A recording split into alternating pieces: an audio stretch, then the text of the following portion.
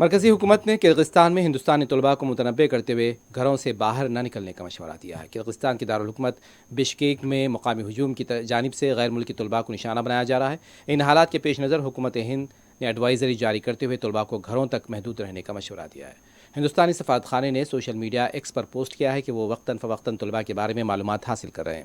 ان کا کہنا تھا کہ فی الحال صورتحال پرسکون ہے، تاہم سفارت خانے نے طلباء کو باہر نہ نکلنے کا مشورہ دیا ہے۔ ایکس پوسٹ میں لکھا گیا ہے کہ کسی بھی درپیش مسئلے کے لیے فوری طور پر سفارت خانے سے رابطہ کیا جائے۔ اس سلسلے میں ایک فون نمبر بھی جاری کیا گیا ہے جو ہندوستانی باشندوں کے لیے 24 گھنٹے دستیاب رہے گا۔ واضح ہے کہ رواں ماہ 13 تاریخ کو کرغزستان اور مصر کے طلباء کے درمیان تصادم سے متعلق ویڈیو وائرل ہو گیا، جس کے بعد ان حملوں کی اطلاعات ہیں۔ بتایا جاتا ہے کہ مقامی لوگ ان رہائشی مکانات کو نشانہ بنا رہے ہیں جہاں ہندوستانی، پاکستانی اور بنگلہ دیشی طلباء رہائش پذیر ہیں۔ ان حملوں میں زیادہ تر پاکستانی طلباء زخمی ہوئے ہیں۔ وزیر خارجہ جے شنکر نے اطلاع دی ہے کہ کرغزستان کی صورتحال کا وقتاً فوقتاً جائزہ لیا جا رہا ہے۔